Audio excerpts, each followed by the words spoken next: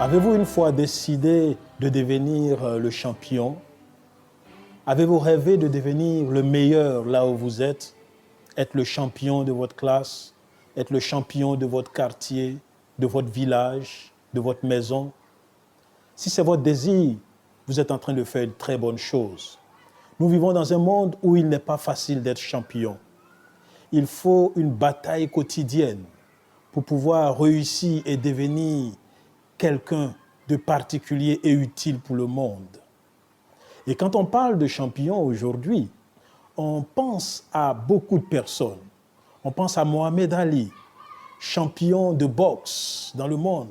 On pense à Dr. Peter Salk, qui a trouvé le vaccin contre la poliomyélite. On pense à Pelé, champion de football. On pense à Bill Gates, champion du monde des affaires. On pense à Nelson Mandela, champion du monde de la réconciliation.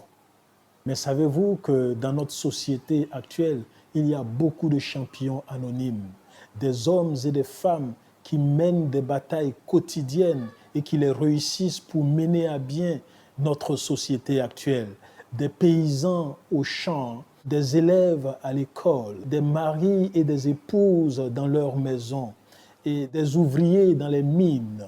Et tous ceux-ci sont utiles et mènent des batailles réussies pour le bien-être de la société. Je me rends donc compte d'une chose, c'est que le champion n'est pas celui qui bénéficie d'une annonce populaire, mais le champion, c'est celui qui réalise quelque chose. Malheureusement, nous pensons très souvent qu'il faut que pour être champion, il faut qu'il y ait une annonce publicitaire à la radio un peu partout pour que les gens sachent que nous sommes champions. Mais, cher ami, tu peux être champion chez toi à la maison. Tu peux être champion dans la cuisine. Tu peux être champion au travail. Tu peux être champion à l'école. Tu peux être championne au marché. Tu peux être champion partout où tu es. Parce que c'est là que se trouve le véritable champion qui permet à la société d'aller de l'avant. En fait, qu'est-ce qui fait le champion? Selon Freud, un écrivain renommé, le champion, c'est celui qui veut faire la différence, qui n'abandonne jamais et qui met tout ce qu'il a à sa disposition, quelles que soient les circonstances. Un vrai champion travaille dur et ne perd jamais de vue ses rêves. Et cette déclaration, chers amis, me fait comprendre que tout le monde peut être champion. Il suffit simplement de le vouloir. Il suffit de chercher à réaliser quelque chose et il suffit de le réussir. Car malheureusement, notre monde dépeint un tableau sombre à cause de la méchanceté qui a son paroxysme, l'égoïsme qui est devenu monnaie courante.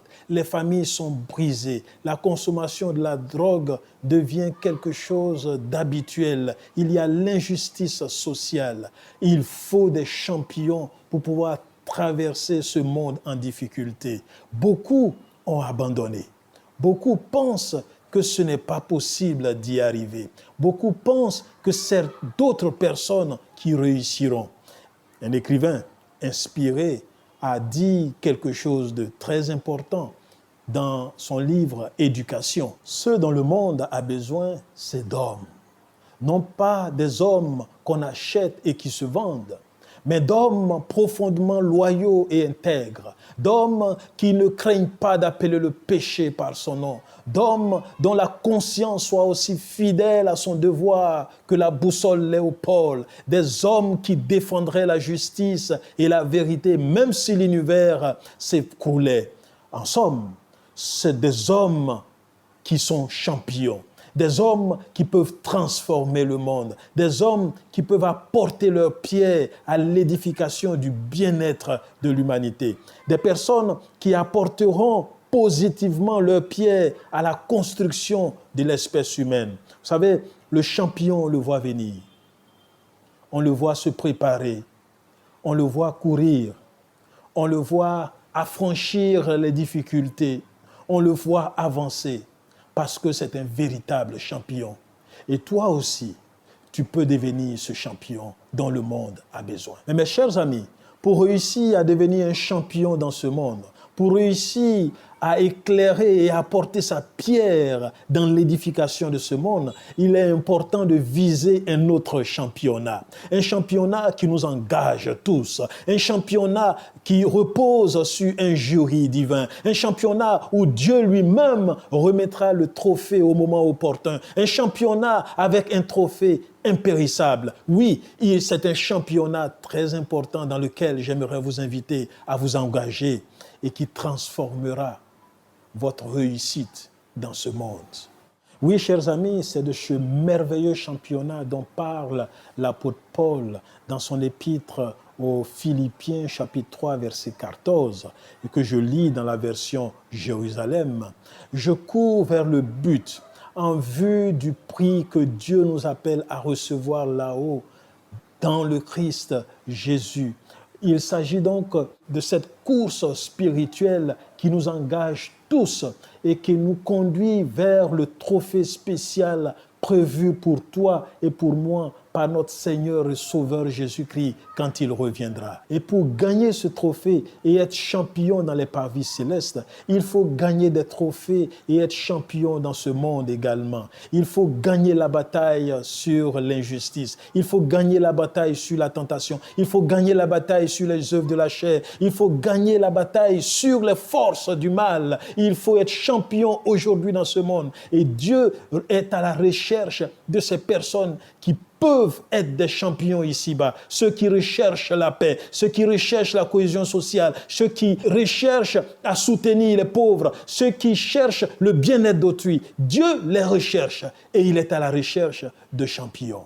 Remarquons, chers amis, qu'il ne s'agit pas d'un seul champion, comme dans les Jeux olympiques et les championnats que nous connaissons. Il s'agit de plusieurs personnes qui peuvent gagner la bataille. Il s'agit de plusieurs vainqueurs. Il ne s'agit pas d'un seul vainqueur. Il s'agit de plusieurs personnes qui peuvent remporter le prix et non d'une seule personne. C'est pourquoi, toi aussi, tu peux devenir champion dans ce monde. Tu peux apporter ta pierre dans la transformation positive de ce monde. Et là, c'est une bonne nouvelle, chers amis. Car nous pouvons être champions pour Dieu dans ce monde perdu. Que nous soyons blancs, que nous soyons noirs, que nous soyons riches, que nous soyons pauvres, que nous soyons érudits, que nous soyons analphabètes, que nous soyons hommes, que nous soyons femmes.